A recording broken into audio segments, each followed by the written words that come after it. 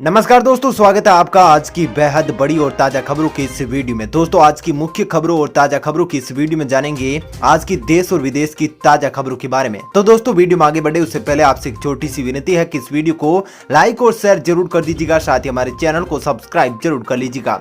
वहीं पर दोस्तों, वीडियो में आगे बढ़े उससे पहले आपके जनरल नॉलेज में वृद्धि के लिए आपसे एक प्रश्न पूछना चाहते हैं। आज आपको कमेंट करके बताना है कि दुनिया का सबसे ताकतवर यानी कि सुपर पावर कौन सा देश है। जी हाँ, कमेंट करके उसका नाम जरूर बताइएगा।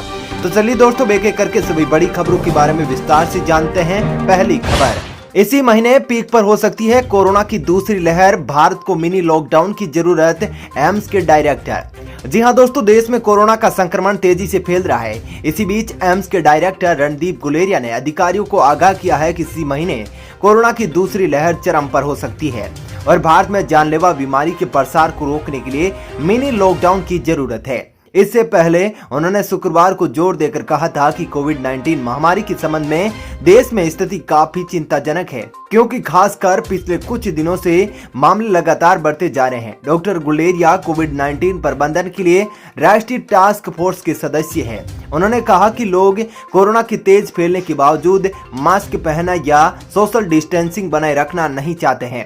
चलिए दोस्तों, जानते हैं अगली खबर। कोरोना की स्थिति पर प्रधानमंत्री मोदी की हाई लेवल बैठक, कैबिनेट सचिव और स्वास्थ्य सचिव भी रहे मौजूद। जी हां दोस्तों, देश में कोरोना संक्रमण का आंकड़ा हर दिन 1 लाख के करीब पहुंच गया है। ऐसे में आज कोरोना मामलों की स्थिति पर प्रधानमंत्री नरेंद्र मोदी ने एक हाई लेवल बैठक की। इस बैठक में कोरोना से जुड़े मुद्दे और टीकाकरण पर चर्चा हुई है। कैबिनेट सचिव, पीएम के प्रधान सचिव, स्वास्थ्य सचिव और डॉक्टर विनोद पाल भी मौजूद रहे। भारत में रविवार को कोरोना वायरस संक्रमण के 93,000 से ज्यादा मामले सामने आए हैं। चलिए दोस्तों, जानते हैं अगली खबर। अनोखी पहल, जन्मदिन पर अस्पतालों के बाहर रिश्तेदारों को फ्री खाना खिला रहे हैं ये लोग। जी हाँ दोस्तों, पेशे से वकील निखिल बंसल हर साल अपना जन्मदिन अनाथालयों में जाकर मनाते आए हैं, मगर अपनी पत्नी तृप्ति के जन्मदिन पर उन्होंने दिल्ली के 2 बड़े अस्पतालों के बाहर एक स्वयंसेवी संस्था के साथ मिलकर मरीजों के करीब 500 तीमारदारों को एक वक्त का भोजन कराया।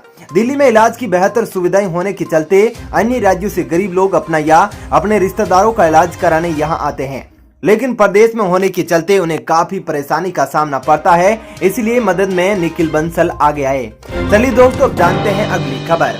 50 करोड़ फेसबुक यूजर्स के फोन नंबर और निजी डाटा लीक, 60 लाख भारतीय भी लिस्ट में शामिल। जी हां दोस्तों, लोगों की जानकारी की सुरक्षा को लेकर फेसबुक एक बार फिर सवालों के कटघरे में खड़ी हो गई है।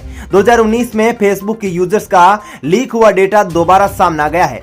हैकरों की एक वेबसाइट पर 50 करोड़ से अधिक फेसबुक यूजर के डेटा की जानकारी उपलब्ध है। डेटा उपलब्ध होने की जानकारी बिजनेस इनसाइडर वेबसाइट ने दी है।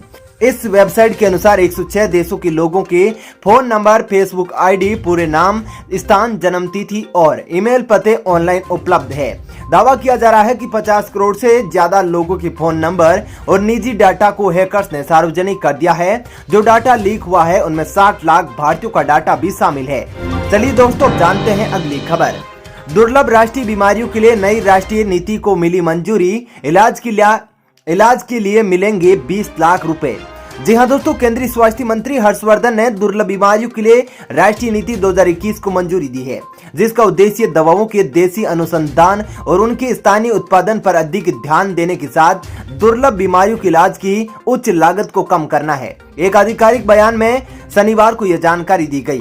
राष्ट्रीय आयोग निधि योजना के तहत उन दुर्लभ बीमारियों के इलाज के लिए 20 लाख रुपए तक की वित्तीय सहायता का प्रावधान किया गया है, जो दुर्लभ बीमारी नीति में समूह 1 के तहत सूचीबद्ध है।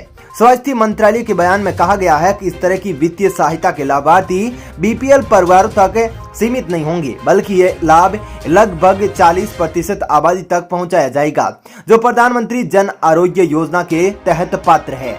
चलिए दोस्तों, जानते हैं अगली खबर। छत्तीसगढ़ में नक्सलियों के हमले के बाद 15 सुरक्षा बल लापता, सर्च ऑपरेशन जारी। जी हां दोस्तों, छत्तीसगढ़ के बीजापुर में सुरक्षा बलों और नक्सलियों के बीच मुठभेड़ हो गई, जिसमें 9 जवान शहीद हो गए, जबकि करीब 30 सैनिक घायल हुए हैं। 15 जवान लापता है। नक्सलियों को सबक सिखाने के लिए इलाके में भारी संख्या में सुरक्षा बल तैनात कर दिए गए हैं।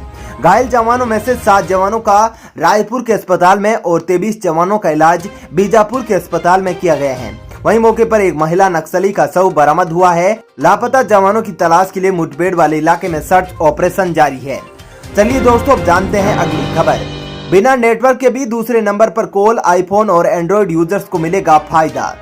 जी हां दोस्तों, कई टेलीकॉम ऑपरेटर्स अपने यूजर्स को वाईफाई कॉलिंग की सुविधा दे रहे हैं, जिसकी मदद से बिना नेटवर्क के भी कॉलिंग की जा सकती है। एंड्रॉइड और iOS ऑपरेटिंग फोन्स में ये इनबिल्ट फीचर होता है, बस इसे एक्टिव करना पड़ता है। आईफोन यूजर्स को सबसे पहले फोन की सेटिंग में जाना होगा, फिर चेक वाईफाई कॉलिंग पर क्लिक करना होगा।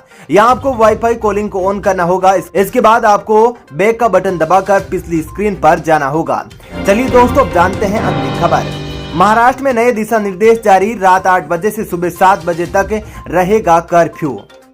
जी हां दोस्तों, पूरे महाराष्ट्र में रात 8 बजे से सुबह 7 बजे तक नाइट कर्फ्यू लगाया जाएगा। केवल आवश्यक सेवाओं की अनुमति होगी। रेस्टोरेंट में पार्सल सेवाओं के लिए अनुमति होगी।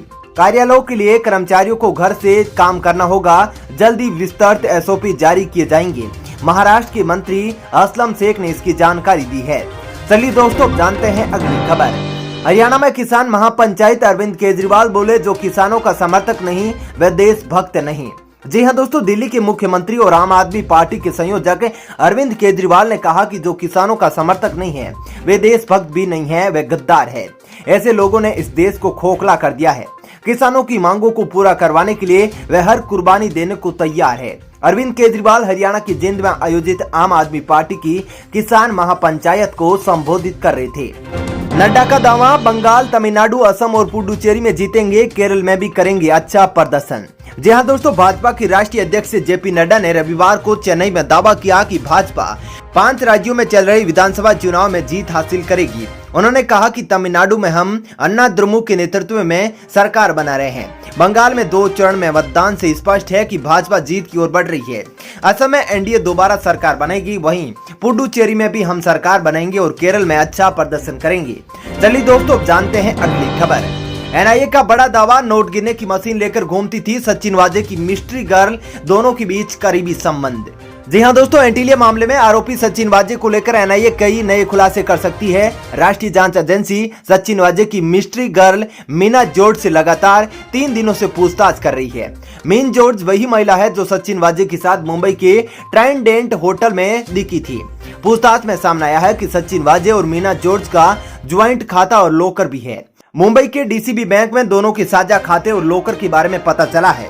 वाजे की गिरफ्तारी के बाद इस खाते से कम 26 लाख रुपए निकाले गए। इनमें से सिर्फ 5,000 रुपए ही बचे हैं और वहां से भी सिर्फ कुछ ही डॉक्यूमेंट्स बरामद हुए हैं।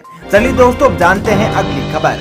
भारत में लॉन्च से पहले एलन मस्क की कंपनी स्टारलिंक को लगा झटका, बंद हो सकती है प्री बुकिंग सर्विस, जानिए कारण। जी हां दोस्तों, सैटेलाइट के जरिए इंटरनेट जगत में क्रांति लाने वाले इलॉन मस्क की स्पेस ब्रॉडबैंड कंपनी स्टारलिंक को भारत में लॉन्च होने से पहले ही झटका लग गया है।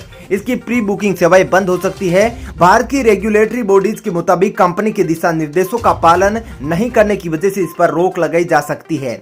चलिए दोस्तों जानते हैं अगली खबर। जुर्माने के बदले फ्री में मास्क देगी गोवा पुलिस, कोरोना से जंग में पणजी प्रशासन की पहल। जी हां दोस्तों, गोवा की राजधानी पणजी में स्थानीय नगर निकाय पुलिस को मास्क दे रहा है ताकि वे उन लोगों को इसे भेंट कर सके जो सार्वजनिक स्थानों पर बिना मास्क लगाए पकड़े जाते हैं। पणजी महानगर पालिका के महापौर वसंत आगासीकर ने पुलिस को मास्क दिए। उन्होंने कहा कि नगर निगम पुलिस को यहां कोविड-19 संबंधी नियमों का पालन कराने में मदद करेगी। चलिए दोस्तों जानते हैं अगली खबर। गाजीपुर बॉर्डर पर किसानों ने की महापंचायत, नरेश टिकैत बोले सरकार से बातचीत के लिए है तैयार। जी हां दोस्तों, राजस्थान के अलवर में किसान सभा के बाद किसान नेता राकेश टिकैत पर हुए कथित हमले को लेकर किसानों ने रविवार को गाजीपुर बॉर्डर पर किसान महापंचायत की।